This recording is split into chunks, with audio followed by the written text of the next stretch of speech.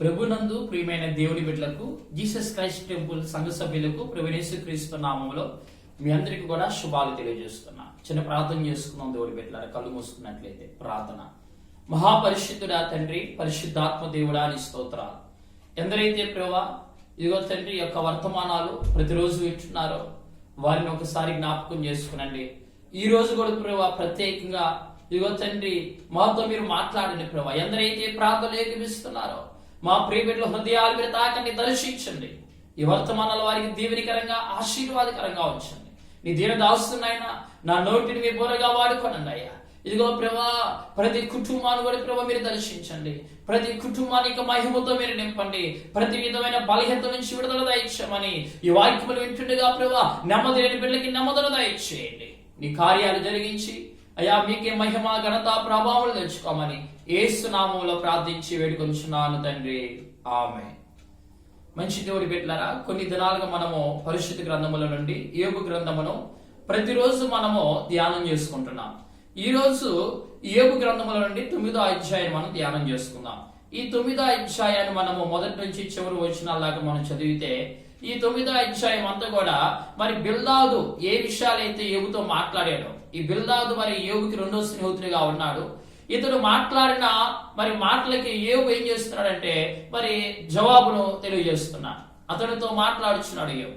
అంటే ఈ 9వ అధ్యాయంలో యోబు మాట్లాడుతున్నాడు. ఎవరితో మాట్లాడుతున్నాడు? తన స్నేహితుడైన బిల్దాదు ఏ విషయాలైతే తెలియజేశాడో దానికి ప్రత్యుత్తరం ఇస్తున్నాడు. కాబట్టి అక్కడ మనం గమనించినట్లయితే యోబు గ్రంథము 9వ అధ్యాయము మొదటి నుంచి 3 వచనాలు చదువుకున్నట్లయితే అప్పుడు యోబు ఇలాగో ప్రత్యుత్తరం ఇచ్చాను, వాస్తవమే, ఆ సంగతి అంతే అని నేను ఎరుగుదను. నరుడు దేవుని దృష్టికి ఎట్లు నిర్దోషియగును. కాబట్టి ఇక్కడ మనం గమనించినట్లయితే యోబు తెలియజేస్తున్నాడు, అయా బిల్దాదు నువ్వు చెప్పింది వాస్తవమే, ఆ విషయము నాకు తెలుసు, నేను దాన్ని ఒప్పుకుంటున్నాను. ఏమిటంటే ఒక నరుడు దేవుని దృష్టికి ఎలా నిర్దోషి కాగలడు? అతడు దేవుని భయభక్తులు కలిగి చెడుతను విసర్జిస్తేనే గాని, ఆయన రక్తం ద్వారా కడగబడితేనే గాని, ఆయన కృప ద్వారానే తప్పితే మరి ఒక వ్యక్తి నిర్దోషికి ఎలా అవుతాడు? నువ్వు చెప్పింది నిజమే అని చెప్పి బిల్దాదు చెప్పిన మాటలను యోబు అంగీకరిస్తున్నాడు. అంతేకాకుండా ఇంకేం తెలియజేస్తున్నాడు తెలుసా? యోబు గారు తెలియజేస్తున్నాడు, దేవుడు ఆయన నీతిమంతుడు, దేవుడు న్యాయం తీర్చే దేవుడు, దేవుడు ఒక మరి మంచి న్యాయాధిపతిగా ఉన్నాడని యోబు తెలియజేస్తున్నాడు. అంతేకాకుండా ఆ యొక్క యోబు గారు అంటాడు కదా, మనం చూసినట్లయితే మరి ఆయనతో మరి వేంచమాడు కోరిని అట్లా 1000 ప్రశ్నలలో ఒకదానికైనాను వాడు ఆయనకు ఉత్తరం ఇయ్యలేడు. చూడండి దేవుడి బిడ్డలారా, ఒకవేళ దేవుడితో ఎవరు వాదించగలుగుతారు? దేవుడు గొప్పవారు. దేవుని గొప్పతనాన్ని యోబు యొక్క 9వ అధ్యాయంలో తెలియజేస్తున్నాడు. ఏమని తెలియజేస్తున్నాడంటే ఒక నరుడు దేవునితో వాదించగలడా? దేవునితో పోరాడగలడా? ఒకవేళ దేవుడు ఒక 1000 ప్రశ్నలు అడిగినా ఒక దానికి కూడా మరి మనం జవాబు చెప్పగలమా? ఎందుకంటే దేవుడి బిడ్డలారా యోబు తెలియజేస్తున్నాడు దేవుడు గొప్పతనాన్ని. 4వ అధ్యాయము 4వ వచ్చిన భాగం మనం చూస్తే యోబు గ్రంథము 9వ అధ్యాయం 4వ వచ్చిన భాగంలో ఆయన మహావివేకి, అంటే దేవుని గొప్పతనం, ఆయన ఎంతో జ్ఞానవంతుడు, మహావివేకి. మరి అంతేకాకుండా అధిక బల సంపన్నుడు, మరి ఆయనతో పోరాడ తెగించి హాని నొందని వాడెవడు? ఆయనతో ఎవరైనా పోరాడగలరా? పరిశుద్ధ గ్రంథములో మరి మనం చూసినట్లయితే సంసోను కనబడతాడండి. పరిశుద్ధ గ్రంథముల నుంచి న్యాయాధిపతులు మనం చూసినట్లయితే 14వ అధ్యాయము 6వ వచ్చిన భాగాన్ని చదువుకుంటే, యెహోవా ఆత్మ అతనిని ప్రేరేపింపగా అతని చేతిలో ఏమీ లేకపోయినను ఒకడు మేక పిల్లను చీల్చినట్లు అతడు దానిని చీల్చెను. అతడు తాను చేసినది తన తండ్రితో నైనను తల్లితో నేనని చెప్పలేదు. అతడు అక్కడికి వెళ్లి ఆ స్త్రీతో మాట్లాడినప్పుడు ఆమె యందు సంసోనుకు ఇష్టము కలిగెను. కొంతకాలమైన తరువాత అతడు ఆమెను తీసుకుని వచ్చుటకు తిరిగి వెళ్ళుచుండగా ఆ సింహపు కలేబారమును చూచుటకై ఆ వైపు తిరిగినప్పుడు సింహపు కలేబారములో తేనెటీగల గుంపును తేనెయు కనబడగా, ఇక్కడ మనం చూస్తున్నాం కదా, మరి ఒకరోజు ఒక కొదమ సింహాన్ని సంసోను ఏం చేశాడంటే చంపేశాడండి. ఒక మేక పిల్లను చీల్చినట్లుగా ఏం చేస్తాడంటే సంసోను తన బలముతో ఏం చేస్తాడంటే ఒక కొదమ సింహాన్ని చంపాడు. ఇంత శక్తి ఎక్కడి నుంచి వచ్చింది? ఇంత బలం ఎక్కడి నుంచి వచ్చింది సంసోనికి? దేవుడే సంసోను అభిషేకించాడు. దేవుడే అంత శక్తిని బలమును సంసోనికి ఇచ్చాడు. ఈ లోకములో ఒక మానవుడిగా నరుడిగా ఉన్న సంసోని అంత బలవంతుడిగా మరి కొదమ సింహాన్ని ఒక మేక పిల్లను చీల్చి చంపినట్లు చంపితే మరి చూడండి దేవుడి బిడ్డలారా, మరి జీవం కలిగిన దేవుడు ఎంత శక్తివంతుడు. అందుకే ఇక్కడ యోబు అంటున్నాడు, ఆయన మహావివేకి, అధిక బల సంపన్నుడు, ఆయనతో పోరాడ తెగించి హాని నొందని వాడేవాడు.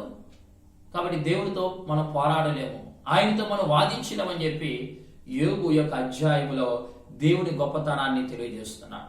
అంతేకాకుండా ఇంకేం తెలియజేస్తున్నాడంటే, యోబు మనం చూసినట్లయితే 5వ అధ్యాయం కానించి దేవుడి పెట్టారా 10వ వచ్చిన భాగం వరకు, 5వ వచ్చిన భాగం నుంచి 10వ వచ్చిన భాగం వరకు మనం గమనించినట్లయితే, ఆయన పర్వతములను తీసివేయవాడు. ఆయనకు ఒకవేళ కోపం వస్తే ఆయన ఉగ్రతను మనం తట్టుకోలేం, ఎందుకంటే పర్వతాలు వాటి స్థానం నుంచి అయితే తొలగిపోతాయి. అంతేకాకుండా మరి ఆయన భూమిని దాని స్థలములో నుండి కదిలించేవాడు ఆయనే, అంటే భూమిని కదిలించేవాడు. పరిశుద్ధ గ్రంథములో, కొత్త నిబంధన గ్రంథములో మనం చూస్తే పౌలు శిలులు అనేవారు సరసాలలో వాళ్ళు బంధించబడ్డారు. మధ్యరాత్రి వేళ పౌలు శిలులు పాటలతో మరి వాళ్ళు ప్రభునామాన్ని మహిమపరుస్తూ ప్రార్థన చేస్తూ ఉండగా అకస్మాత్తుగా అక్కడ మహాభూకంపం కలిగి సరసాల పునాదులనే అదిరి అందరి బంధకాలు తెగిపోయాయి. ఒకసారి ఇక్కడ ఈ సందర్భాన్ని ఆలోచన చేస్తే అక్కడ భూమి కంపించింది, మహాభూకంపం వచ్చింది, సరసాల పునాదులు కూడా అదిరిపోయినాయి అంట. ఇక్కడ ఎవరండి? పౌలు శిలులో ప్రార్థించినప్పుడు అక్కడ ఒక అద్భుత కార్యం జరిగింది. ఇక్కడ మనం చూస్తున్నాం పాత నిబంధన గ్రంథములు యోబు ముందే తెలియజేస్తున్నాడు. ఏమని తెలియజేస్తున్నాడు? ఇదిగో ఆయన పర్వతములను వాటి స్థానంలో నుంచి ఆయన తీసివేయగలడు, లేకపోతే భూమిని దాని స్థలములో నుండి కదిలించువాడు ఆయన. అంటే దేవుడు అంతా మరి శక్తిమంతుడు, ఆయనకి సర్వాధికారం ఇవ్వబడి ఉంది, ఆయన సర్వశక్తిమంతుడు. అంతేకాకుండా ఆయన అధిక బల సంపన్నుడు, ఎందుకంటే సృష్టిని కలగజేసింది ఆయనేగా. సృష్టిని యావత్తుని కలగజేసిన దేవుడు, ఆ సృష్టి ఆయన చెప్పిన మాటకు లోబడుతూ ఉంటుంది. ఉదాహరణకి సముద్రాన్ని మనం చూస్తాం, ఆ సముద్రంలో అంత నీరు, అలలు కూడా మరి కొంత దూరం వరకు వచ్చి మళ్ళీ వెనక్కి వెళ్ళిపోతాయి. ఆ నీరంతా కూడా అక్కడే ఉండిద్ది. మరి అంటే దేవుడు ఆ సముద్రానికి ఆజ్ఞాపించాడు, ఇదిగో మీకు ఇక్కడ వరకు మీ సరిహద్దులు. కాబట్టి ఆ సముద్రం ఆయన మాటకు లోబడుతుంది. అలాగే మరి మనం చూసినట్లయితే సూర్యుడు లేకపోతే చంద్రుడు మరి వాటి క్రమాల చొప్పున మరి అవి కూడా దేవుడి మాటకు లోబడుతూ ఉంటాయి.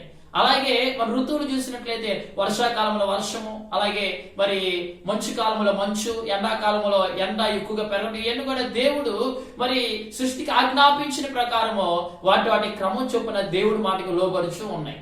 కాబట్టి దేవుడు పెట్టారా, కానీ ఒక విషయం ఏంటంటే మానవుడు మాత్రం దేవుడి పైన తిరుగుబాటు చేస్తున్నారు. దేవుడు మన దగ్గర నుంచి కోరుకుంటుంది ఏమిటంటే మనము ఆయన మాటకు లోబడి ఉండాలి, ఆయన ఎందుకు భయభక్తులు కలిగి ఉండాలి. కాబట్టి యోబు 9వ అధ్యాయములో దేవుని గొప్పతనాన్ని గురించి తెలియజేస్తున్నాడు. ఇదిగో ఆయన భూమిని దాని స్థలములో నుండి కదిలించేవాడు ఆయనే. అంతేకాకుండా మరి ఇంకేం తెలియజేస్తున్నాడు తెలుసా? ఆయన నక్షత్రములను మరుగుపరుచును. అంతేకాకుండా సముద్ర తరంగముల మీద ఆయన నడుచుచున్నాడు. ఏంటంటే ఆయన సముద్ర తరంగములు, ఆ సముద్రం మీద నడిచే దేవుడు. కొత్త నిబంధనలో మనం గమనిస్తే ఈ 9వ అధ్యాయంలో మరి యోబు గ్రంథంలో ఏదైతే తెలియజేస్తారో అవన్నీ కూడా మరి కొత్త నిబంధన గ్రంథంలో యేసుక్రీస్తు వారి లోకరక్షకుడిగా వచ్చినప్పుడు, ఈ యొక్క భూలోకంలో 33 సంవత్సరాలు జీవించినప్పుడు నిజమే సముద్రం మీద యేసుక్రీస్తు వారు నడిచాడండి. పేతురు కూడా మరి నడవగలిగాడు దేవుడు ఆజ్ఞాపించినప్పుడు. పేతురే ఆ సముద్రం మీద నడిచాడండి. దేవుడి వైపు చూస్తూ ఉన్నంతసేపు అక్కడ అడుగులు వేయగలిగాడు.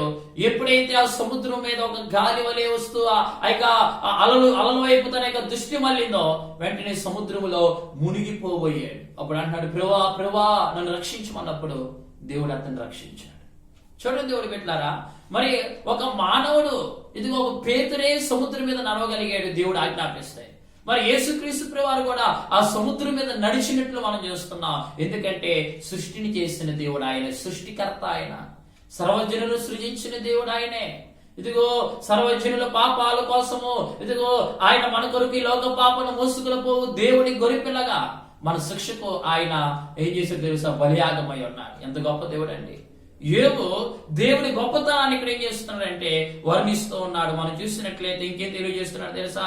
అదే యోబు గ్రంథము 9వ అధ్యాయము మనం చూసిన 10వ వచ్చిన భాగంలో, ఎవడనో తెలుసుకొనలేని మహత్తైన కార్యములను లెక్కలేనని అద్భుత క్రియలను ఆయన చేయించున్నాడు. ఎవరు కూడా గ్రహించలేనని అద్భుత కార్యాలు చేసే దేవుడు, లెక్కలేనన్ని అద్భుత క్రియలను ఆయన చేయుచున్నాడు. లెక్కలేనన్ని అంటే మనం లెక్క వేయలేమని. ఎందుకంటే దేవుడు ఎన్నో అద్భుత కార్యాలు మన పితృల దినాల్లో ఎర్ర సముద్రం దేవుడు 2 పాయలుగా చేశాడు. అంతేకాకుండా మనం చూసినట్లయితే ఇదిగో దేవుడి బిడ్డలారా, ఇదిగో యోర్దాను 2 పాయలుగా చేశాడు. అంతేకాకుండా ఎరుకో గోడలు కూలిపోయినాయి. దేవుడు అడుగడుగున అద్భుతాలే ఆయన చేస్తున్నాడు. అలాగే కొత్త నిబంధన కాలంలో యేసుక్రీస్తు వారు ఇక ఆయన కూడా కానా వివాహంలో నీటిని ద్రాక్షరసంగా ఆయన మార్చాడు. ఎన్ని అద్భుత కార్యాలండి. మనం చూసినట్లయితే ఈ వాక్యం వింటున్న నా ప్రియ సహోదరి సహోదరుడా, మన జీవితంలో ఒకసారి ప్రభు ఎన్ని మేలులు చేశారు, ఎన్ని అద్భుత కార్యాలు చేశారో మనం ఆలోచన చేస్తే ఎన్ని కార్యాలు చేస్తుంటాడో, ఎన్నిసార్లు ఆయన ఇదిగో మనలను ఆయన ఎంతగా దీవించాడో, ఎన్ని మేలులు పొందుకున్నామో. లెక్కలేనన్ని మేలులు ఆయన దగ్గర నుంచి మనం పొందుకున్నాం. ఎందుకంటే ఈ రోజు మనం సజీవ లెక్కలో ఉన్నామంటే కేవలం దేవుని కృప. కాబట్టి ఇక్కడ యోబు భక్తిపరుడు 9వ అధ్యాయంలో దేవుని గొప్పతనాన్ని గురించి తెలియజేస్తున్నాడు. ఆయనతో ఎవరు వాదించలేరు, ఆయనతో ఎవరు పోరాడలేరు. ఆయన లెక్కలేని అద్భుత కార్యములు చేసే దేవుడు. ఇదిగో ఆయన సముద్రం నడవగలిగిన దేవుడు. ఇదిగో ఆయనే సృష్టికర్త అని చెప్పి యోబు తెలియజేస్తున్నాడు. యోబు మాటల్లో మనకి విషయాలను కూడా అర్థమవుతుంది దేవుడి బిడ్డలారా. మరి మనం చూసినట్లయితే ఒకవేళ ఆయనతో పోరాడాలన్నా కష్టమే. ఉదాహరణ పరిశుద్ధ గ్రంథముల ఆది కాండములు మనం గమనించినట్లయితే యాకోబు అనే భక్తిపరుడు దేవునితో పోరాడతాడు.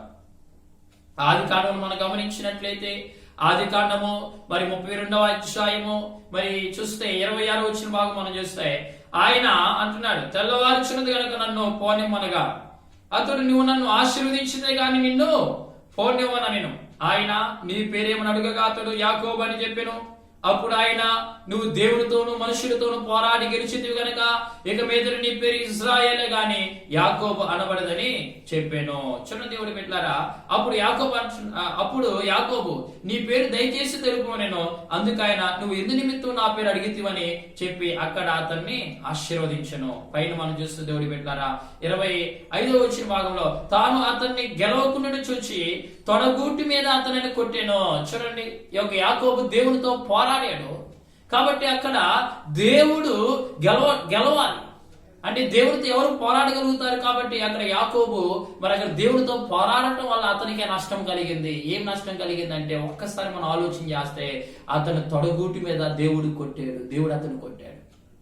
కానీ దేవుని కృప ద్వారా దేవుడి ప్రేమను పొందుకొని ఆ యొక్క యాకోబు ఏమయ్యాడంటే ఆశీర్వాదం కూడా పొందుకున్నాడు. అంటే ఇక్కడ ఒక నరుడు దేవునితో పోరాడాలంటే కష్టం. ఇక్కడ యాకోబుకి ఏదో దేవుని కృపలో అక్కడ దేవుడు అతను ఆశీర్వదించాడు. కానీ ఆశీర్వాదం పొందుకునే ముందల అతని తొడగూటి మీద దేవుడు అతన్ని కొట్టాడు, దేవుడు అతని మీద కోపపడ్డాడు. కాబట్టి దేవుడి బిడ్డలారా యోబు అదే తెలియజేస్తున్నాడు, ఆయనతో పోరాడ తెగించి హాని నొందని వాడెవడు. మరి ఇక్కడ మరి యాకోబుకి ఏమైంది? హాని జరిగింది, నష్టమే కలిగింది. తన తొడగూటి మీద దేవుడు కొట్టాడు అంటే దేవుడు కోపం అక్కడ కనబడుతుంది. కానీ ఆ యాకోబు మరి ఆశీర్వాదం కూడా పొందుకున్నాడు. కాబట్టి ఇక్కడ యోబు అంటున్నాడు, ఆయన లెక్కలేని అద్భుత కార్యములను అద్భుత క్రియలను చేసే దేవుడు. అంటే ఆయన అద్భుతకరుడు, అద్భుతాలు చేసే దేవుడు. అంతేకాకుండా యోబు భక్తిపరుడు ఇంకేం తెలియజేస్తున్నాడు తెలుసా? మనం చూసినట్లయితే మరి 14వ వచ్చిన కాలం చూస్తే ఆయనతో వాదించుచు సరైన మాటలు పలుకడుకు నేనే పాటి వాడను. నేను ఏ పాటి వాడిని? నేను నరుణ్ణి, నేను ఏ పాటి వాడిని? నేను నిర్దోషినై ఉండినను ఆయనకు ప్రత్యుత్తరము చెప్పజాలను. ఒకవేళ నేను నిర్దోషినైనా నేను ఆయన ఎదుట నేను మౌనంగానే ఉంటాను. ఎందుకంటే దేవుడి బిడ్డలారా మరి దేవుడు ఎంత గొప్పవాడో తెలియజేస్తున్నాడు.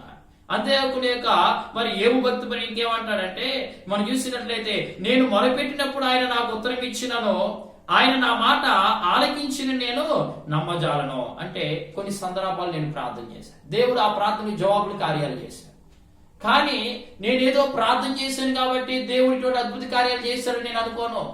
లేకపోతే ఇప్పుడు నేనున్న ప్రార్థన చేసి దేవుడు ఒక రోగిని స్వస్థపరిచాడు, ఇదిగో నేనే చేశాను, నా వల్లనే జరిగిందని కాదు. కానీ నేను మొరపెట్టినప్పుడు దేవుని కృప ద్వారా అది జరిగింది. దేవుని కృప ద్వారా. దేవుని కృప లేనిది మనం ఏం చేయగలం? ఇదిగో మన బలం చేత కాదు, మన శక్తి చేత కాదు, కేవలము ఆయన ఆత్మ ద్వారానే, ఆయన కృప ద్వారా మనం ఏదైనా చేయగలుగుతాం. కాబట్టి యోబు ఆ విషయమే తెలియజేస్తున్నాడు. నేను ఎప్పుడు కూడా దేవుని కృప ద్వారా నేను ఇలా ఉన్నాను అనుకుంటాను. కానీ ఆయన అంటున్నాడు కదా, నేను మొరపెట్టినప్పుడు ఆయన నాకు ఉత్తరం ఇచ్చినను, ఆయన నా మాట ఆలకించినని నేను నమ్మజాలను అని చెప్పి ఆ యొక్క యోబు గ్రంథము 9వ అధ్యాయం 16వ వచనంలో అంటాడు. అంతేకాకుండా 17వ వచనంలో అంటున్నాడు యోబు, ఆయన ఆలకింపగా పెనుగాలి చేత నన్ను నలుగగొట్టుచున్నాడు. ఇంకేమన్నాడు? ఆయన నన్ను నలుగగొట్టుచున్నాడు అంటే యోబు జీవితం అలాగే ఉంది. ఎందుకంటే ఎన్నో శోధనలు, శ్రమలు, ఇబ్బందులు.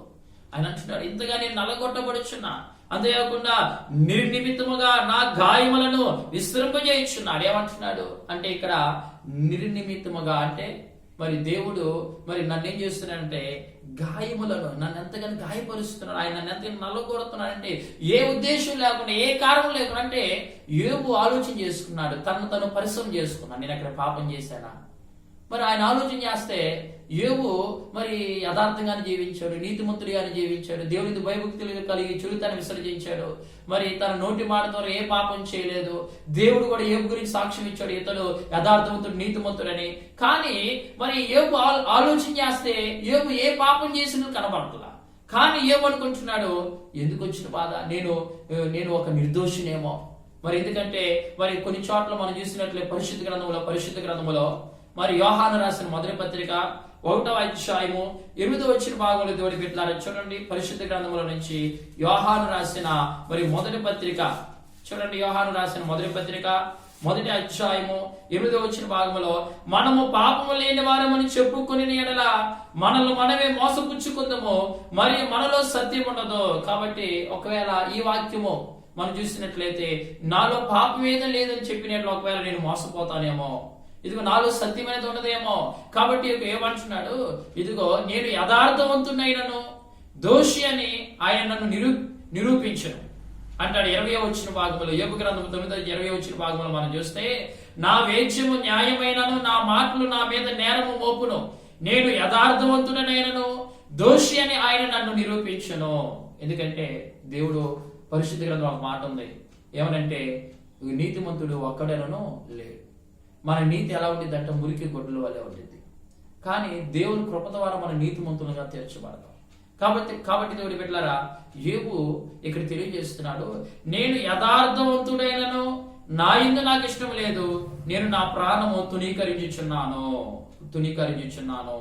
కాబట్టి దేవుడి బిడ్డలారా, ఇక్కడ ఇంకా యోబు మరి బిల్దాదుకి ఈ రీతిగా జవాబిస్తున్నాడు. ఏమనంటే, మరి నిజమే, ఆయనతో ఎవరు వాదించగలరు, ఎవరు ఆయనతో పోరాడగలరు, ఇదిగో ఆయన నీతిమంతుడు, ఆయన గొప్పవాడు. కాబట్టి దేవుడి నామాన్ని ఎంతగానో ఘనపరుస్తున్నాడు, అద్భుత కార్యాలు చేసే దేవుడు మరి అని చెప్పి ఈ రీతిగా తెలియజేస్తూ ఇంకేమంటాడంటే, ఇంకొంచెం ముందుకు వెళ్ళినట్లయితే మరి యోబు భక్తిపరుడు అంటున్నాడు. దేవుడి బిడ్డలారా చూడండి, ఏమంటాడంటే 28వ వచ్చిన భాగంలో, నా సమస్త బాధలకు భయపడి వణుకుచున్నాను. ఏమన్నాడంట, ఇగో నా సమస్త బాధలు బట్టి నేను భయపడిపోతున్నాను, నేను వణుకుచున్నాను. ఇంకేమంటాడంటే, నన్ను దోషినిగా ఎంచవలసి వచ్చింది కదా, కాబట్టి నాకు వ్యర్థ ప్రయాసమేలా, నేను హిమముతో నన్ను కడుగుకొనినను, సబ్బుతో నా చేతులు కడుగుకొనినను, నువ్వు నన్ను గోతులో ముంచిదవు, అప్పుడు నేను నా సొంత వస్త్రములకై అసహ్యుడు నవ్వుతును కదా అంటున్నాడు. కాబట్టి దేవుడి పెట్టినారా, ఈయన ఏమంటాడంటే, నేను నిర్దోషినని ధైర్యముగా చెప్పలేకపోతున్నాను. ఎవరు? యోబు. ఎందుకంటే మరి అతను తెలియజేస్తున్న యోబు నేను నిర్దోషినని కూడా ధైర్యంగా, ఇక్కడ ఈ మాటలో చూస్తే అతనికి ధైర్యం చాలటం లేదు. యామో దేవుని దృష్టిలో నేను ఎలా ఉన్నానో. ఎందుకంటే యోబు వాస్తవాన్ని గ్రహించలేకపోతున్నాడు. ఏమని? సాతాను నన్ను శోధిస్తున్నాడు, ఇదిగో ఇన్ని శ్రమలు, ఇన్ని బాధలు నాకు సాతాను కలుగజేశాడు అని చెప్పి గ్రహించలేకపోయాడు. ఇతనేమనుకున్నాడంటే, దేవుడు నన్ను గాయపరుస్తున్నాడు, దేవుడు నన్ను నలగొడుతున్నాడు, ఏ కారణం లేకుండా నన్ను నలగొడుతున్నాడు అని చెప్పి ఏమో భావిస్తున్నాడు. కానీ దేవుడి పెట్టారా, ఈ రోజు మన జీవితంలో కొన్ని శ్రమలు, శోధనలో, కొన్ని ఇబ్బందులు మనం వెళుతున్నామంటే ఏదో దేవుడు మనల్ని పరీక్షిస్తున్నట్టు. ఎందుకంటే దేవుడి ఉద్దేశాలు ఉంటాయి. ఇక్కడ సాతాను అలాగే శోధిస్తున్నాడంటే అక్కడ దేవుని ఉద్దేశం ఉంటుంది. ఏమిటంటే, దేవుడే సాతానికి ఒక అధికారం ఇచ్చాడు, ఇదిగో నేను చెప్తున్నాను, నువ్వు వెళ్ళు పరీక్షించుకో. ఆ యోబు లాంటి భక్తిపరుడు భూమి మీద ఎవరు లేడు. అతడు యథార్థవంతుడు, న్యాయవంతుడు, ఐదు భయభక్తులు కలిగిన వ్యక్తి అని చెప్పి దేవుడు ఒక ఛాలెంజ్ చేశాడు సాతానుతో. ఇక్కడ యోబుకి అర్థం కావట్లేదు. అంటే ఇక్కడ యోబులో దేవుడు ఒక ప్రత్యేకమైన ప్రణాళిక కలిగి ఉన్నాడు. కాబట్టి దేవుడి పెట్టారా, కానీ యోబుగా గ్రహించలేకపోతే ఈరోజు మనం కూడా కొన్ని శ్రమలు వచ్చినప్పుడు, కొన్ని నిందలు, అవమానాలు, కొన్ని బాధలు వచ్చినప్పుడు ఎందుకు నాకు ఈ బాధలు వచ్చాయని చెప్పి మనం ఏం చేస్తాం? దేవుడి పైన తిరుగుబాటు చేస్తాం, దేవుడికి దూరం అయిపోతుంటాం, ప్రార్థన చేయడం మానేస్తాం, లేకపోతే దైవజనుల పైన తిరుగుబాటు చేస్తూ ఉంటాం. ఈ లేఖనాలను బట్టి ఈరోజు ఈ అధ్యాయములు మనం నేర్చుకున్న మాటలను బట్టి దేవుడి పెట్టారా, మనం దేవుడి పైన తిరుగుబాటు చేయకూడదు, దేవుడితో మనం వాదించకూడదు, ఇదిగో దేవుణ్ణి మనం దుఃఖం పెట్టకూడదు. కానీ యోబు ఎంత సహనముతో ఉండి ఎంతో జ్ఞానముగా నడుచుకుంటూ ఏం చేస్తున్నాడంటే, నేను ఆయనతో వాదించలేను, ఇదిగో నేను ఆయనతో పోరాడలేనని చెప్పి యోబు ఎంతో తాను తగ్గించుకుంటున్నాడు దేవుడి బిడ్డలారా. అంతేకాకుండా ఆ యోబు మనం చూసినట్లయితే ఇంకా 25 వచనంలో పై వచనంలో మనం గమనిస్తే ఆయన అంటాడు కదా, నా దినములు ఎలా ఉండేవో తెలుసా, పరుగు మీద పోవు వాని కంటే నా దినములు త్వరగా గతించుచున్నవి. ఏదో ఒక వార్త చెప్పటానికి మరి పరుగులు తీసుకుని వెళ్తారు కదా, వాళ్ళు ఎంత పరుగులు తీసుకుని స్పీడ్ గా వెళ్తున్నారో అంతకంటే నా ఆయుష్ కాలం, నా దినములు త్వరగా గతించిపోతున్నాయి. క్షేమము లేక అవి గతించిపోచున్నవి. అంతేకాకుండా 26 వచ్చిన భాగంలో రెల్లు పడవలు దాటిపోనట్లు అవి జరిగిపోవును. ఒక రెల్లు ఆ యొక్క పడవలు మనం చూసినట్లయితే మరి ఇప్పుడైతే మరి మంచి మంచి పడవలు మన షిప్పులు మనం చూడగలుగుతున్నాం. గతంలో రెల్లుతో కొన్ని పడవలు తయారు చేసేవారు. అవి దేవుడి బిడ్డలారా మరి ఎంతో వేగంగా ఏం చేస్తాయి అంటే మరి స్పీడ్ గా వెళ్తూ ఉంటాయి ఆ నీటిలో. కాబట్టి ఆ రెల్లు పడవలు దాటిపోనట్లు మరి నా జీవితం అలాగే ఉంది.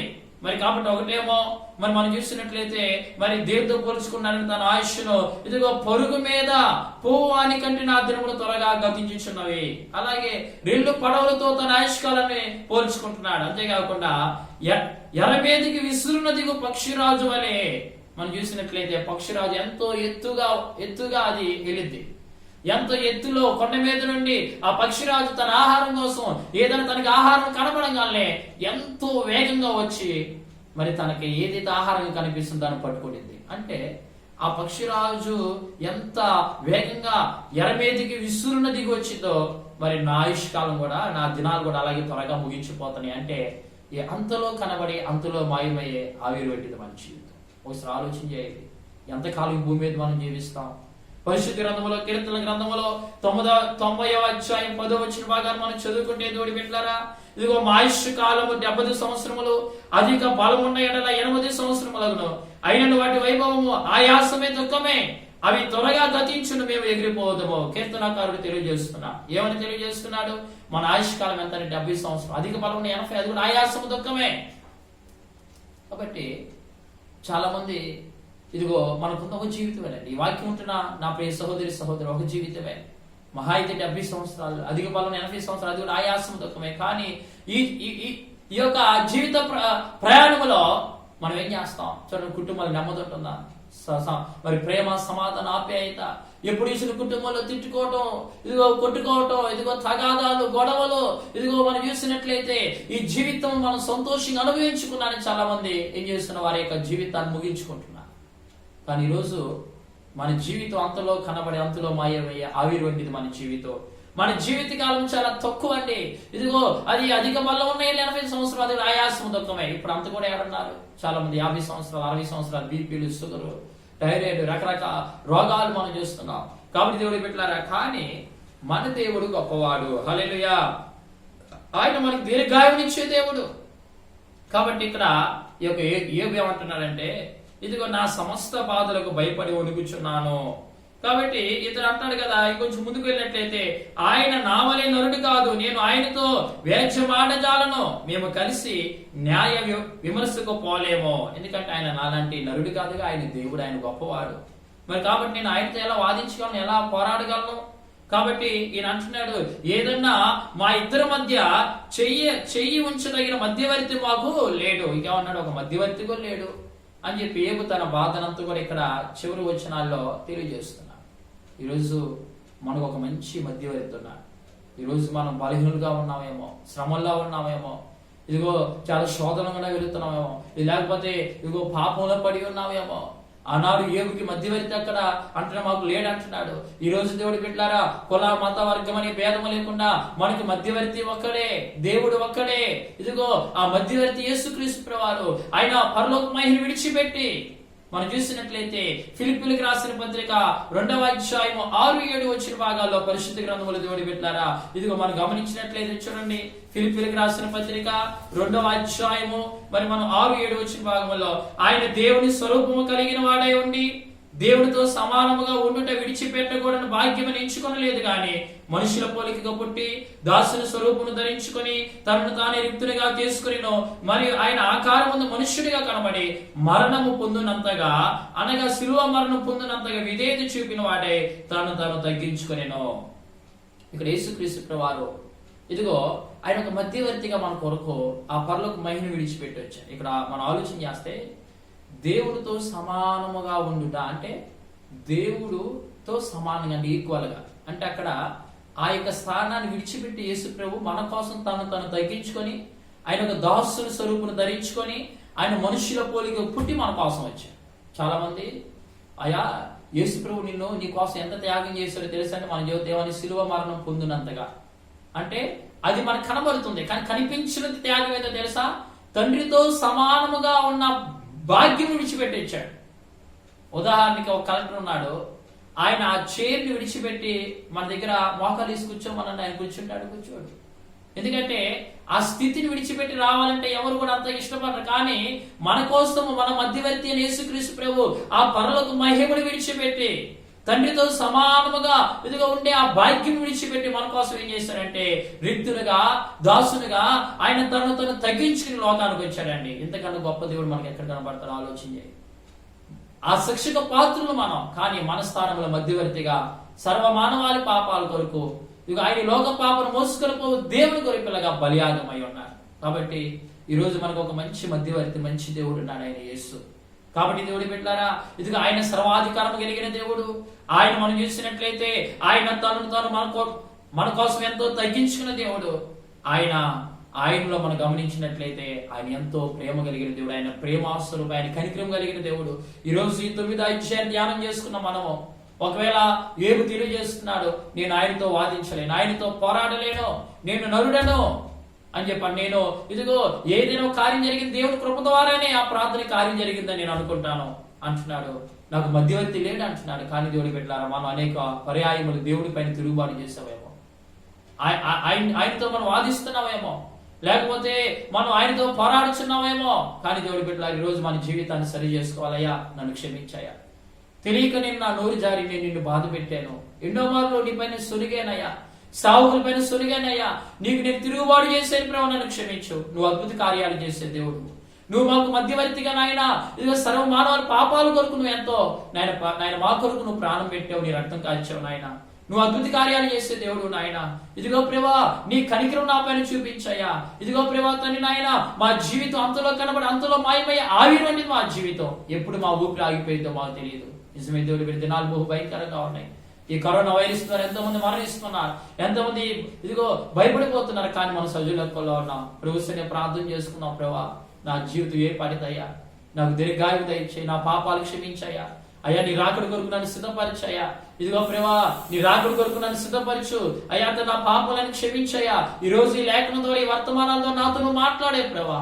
ఇదిగో తండ్రి, నేను ఒక బుద్ధిహీనుడిగా ఉన్నానేమో, లేకపోతే ప్రభు బుద్ధిహీనుల వల్ల నేను నీ పైన తిరుగుబాటు చేస్తేనేమో, నీకు ఇష్టం నేను పనులు చేస్తేనేమో, నన్ను క్షమించాయా అని చెప్పి ప్రార్థన చేసుకున్నాం. దేవుడి బిడ్డలారా, ఈ కొద్ది మాటలు పరిశుద్ధాత్మ దేవుడు మన వెనుకల్లో ఫలము చేసి ఆయన రాకడి కొరకు మనల్ని సిద్ధపరచును గాక.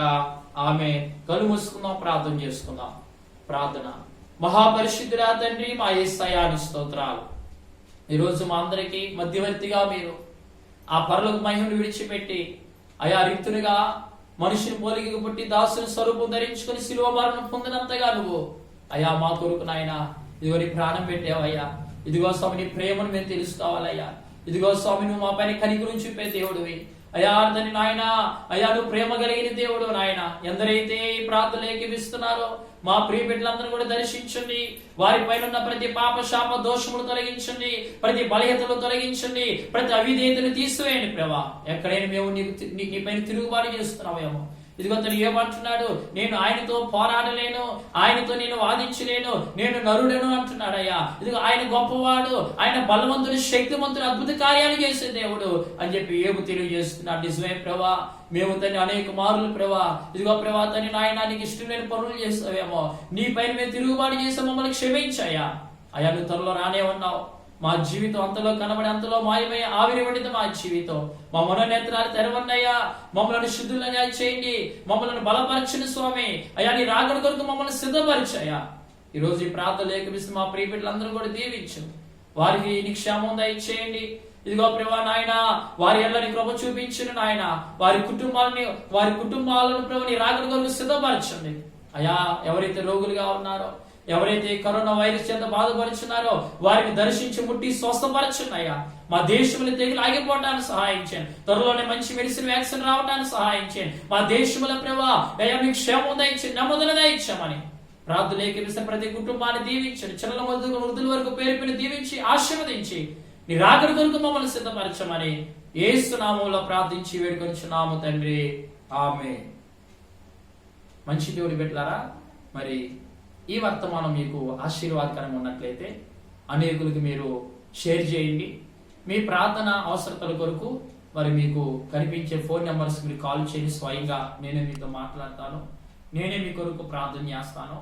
మరి క్రమముగా ఈ యొక్క యూట్యూబ్ ఛానల్ ద్వారా ఈ యొక్క వర్తమానాలు మీరు ప్రతిరోజు మరి క్రమముగా వినవలసిందిగా ప్రభు పేట తెలియజేస్తున్నాను. మరి ఈ ఛానల్ని మీరు సబ్స్క్రైబ్ చేయండి, మరి అనేకులు తెలియపరచండి. దేవుడు మిమ్మును మీ కుటుంబాలను దీవించును గాక. ఆమేన్.